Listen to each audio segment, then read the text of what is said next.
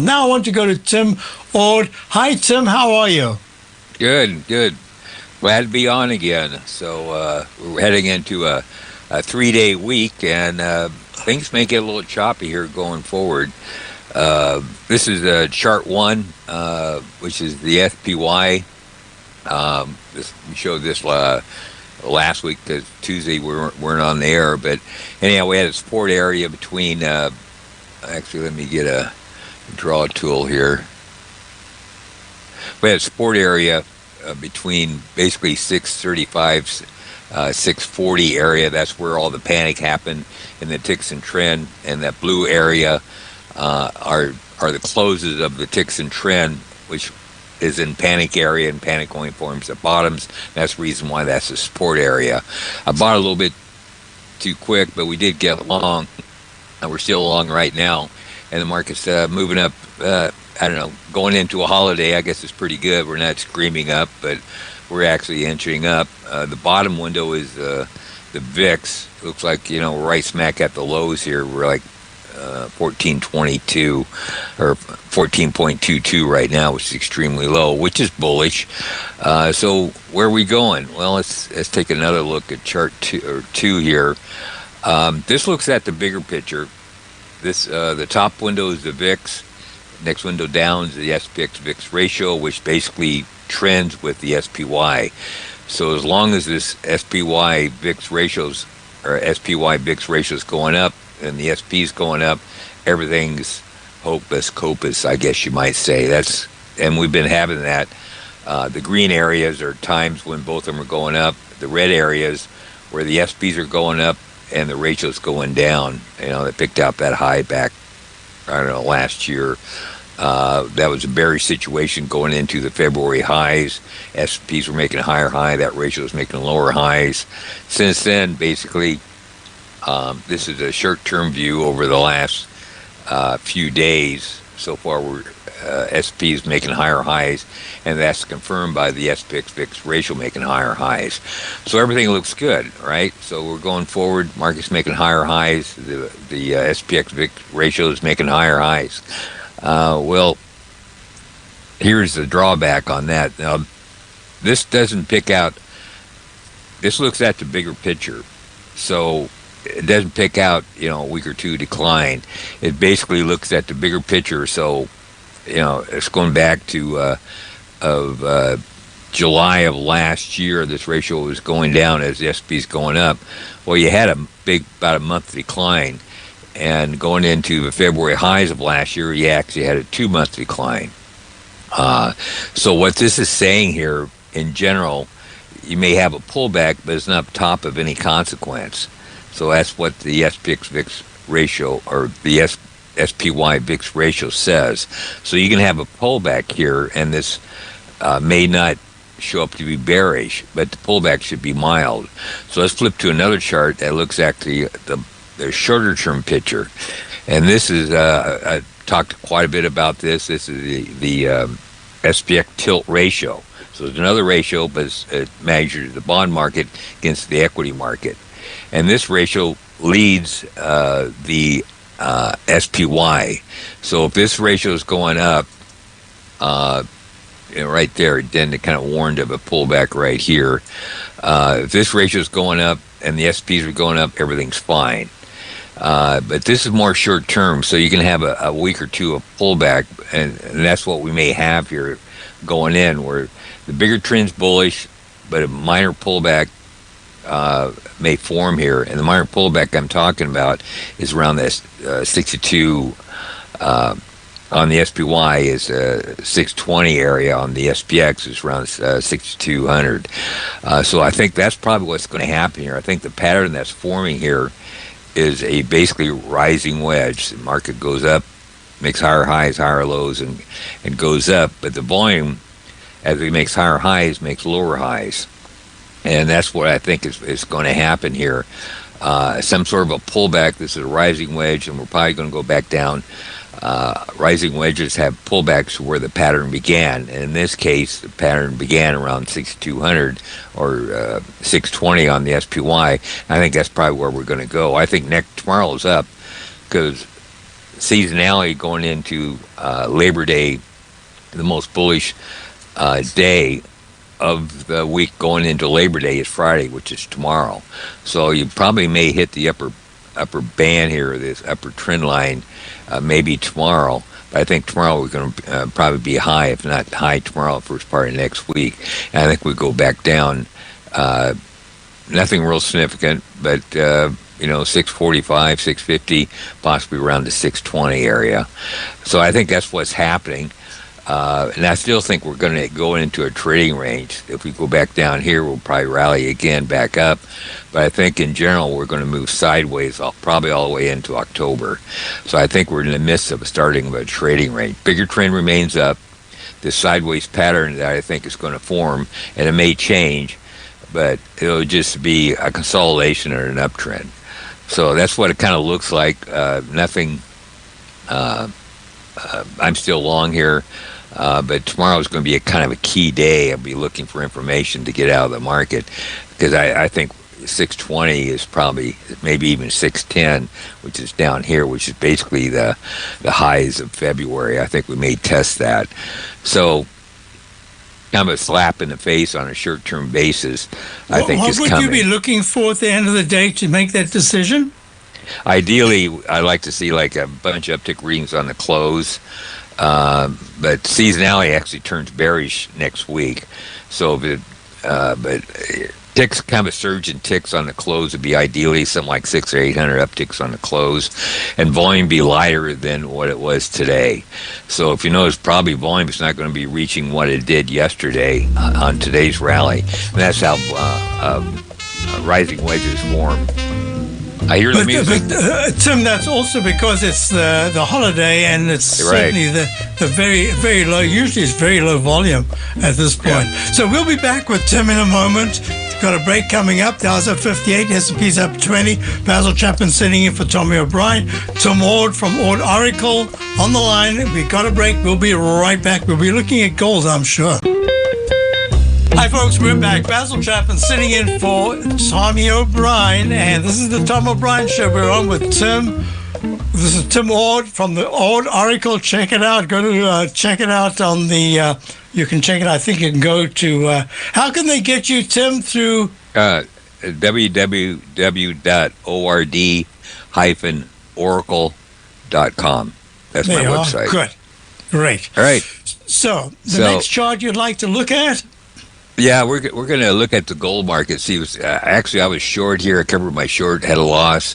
And I actually want to show you the reason why I shorted. So this is the same chart I presented last Thursday. This is GDX GLE ratio, and the top window is the RSI for this ratio. And I marked the times when the RSI got 70 or higher, actually above 68. We had a RSI last Thursday at 7.57, and that's one reason I usually try to have at least two indicators that are not related to each other to show to validate the signal or confirm the signal. So that's one. So the GXGLE ratio RSI got above 70. That's usually the red lines going back across this chart are the times when the market produced that RSI. Next chart is the this is a Martin Pring's inflation deflation ratio on a weekly time frame. So this is a weekly chart. About him for a long time. He used to be quite important in the market news. Yes. So what does that tell us? Yeah, this is Pring up here, inflation deflation ratio. I don't know actually how he got that ratio, but it works pretty well. And so the dailies don't work so well, but the weeklies seem to work real well. So I put an RSI on the weekly time frame. So this is a inflation on a weekly. So when the RSI gets above 70, and actually the week before it did get above 70, and that signals are pretty rare. So you don't even get. You're lucky to get one every 2 years. Last time the signal was generated was 2022, and no signal was generated until this recent one. So they're pretty rare. Something like Marty Zweig's indicator that comes very rarely, but you got to take it seriously when it comes. Right. Yeah. So anyhow, that's another reason why. So I had two reasons. I got a daily RSI on the GDX dealer ratio, a weekly RSI on the inflation deflation ratio. So I'm sitting pretty comfortable. So then I put a third one on. This is last Thursday's deal. Chart goes way back to 1988 and shows the RSI just on the XAU. And so those signals are pretty rare too. You get one every couple of years, 3 years, or none were occurred between 2008 to 2020. You didn't have any. So anyhow, you got an RSI. At the time I did this chart, it was up around 76.38 be exact, and we're testing the previous highs of 2010, 2011. So quite a bit of information that the market's going to run into trouble. So shouldn't you stay short or what? Well, here's another indicator that blows everything out of the water. So this is another chart. It's pretty rare to get a signal on. And actually, I always said in my newsletter that momentum rules all indicators. So I do, and the two indicators I'm talking about are actually momentum indicators. The bottom window is the GDX advanced decline with 18-day average. Next window up is GDX up-down volume with an 18-day average. So it measures the advanced decline that are stocks in GDX and measures the up-down volume in stocks in GDX. So it measures basically the strength or weakness of GDX through volume through advanced decline. And this chart goes back to 2014. And I marked all the times when both indicators got above 40. Trying to get my mouse to work there.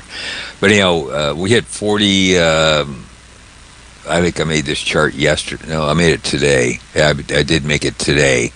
So we're still at 40. It was around 44 yesterday, and one below it. Today's on Tuesday we hit 39.48, so close enough, 40.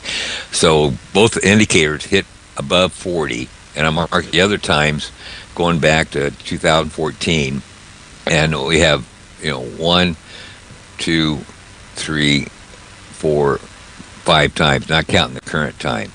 Of the 5 times, we had one failure in 2023, April 4th, 2023. Had a 42.36 on one indicator, and the other indicator was 45.98. And actually, it did go up a little bit, but basically the market went down. All the other times, the market just hesitated, and sometimes hesitation was very brief. But these are initiations of a surge to the upside. All previous times, the market surged on this particular example in 2016. Went from February to August, so went another 6 months before the market topped. And this June to August period was a 3-month rally continued. This one here back in 2020 went from October to April of that year, and this one failed. So we're back above again there. So what that works out to be is an 80% chance. This was only one failure going back to 2014. There's an 80% chance that the market is about to do a surge pattern. So in a surge pattern, previous ones went from either 3 months or anywhere from 3 months to 6 months. So even though there might be a hesitation here for a week or two, this is not a top of any consequence, but a surge pattern is coming probably in the next several weeks before I'll put it this way, before the year's up. Can I just clarify for a moment? We're talking about the sector, gold, the sector that includes silver for this breakout? Yeah.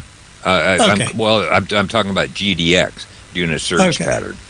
Right. Yeah. So this chart up here is the GDX. This is a daily GDX graph. This one up here, what's going on right now.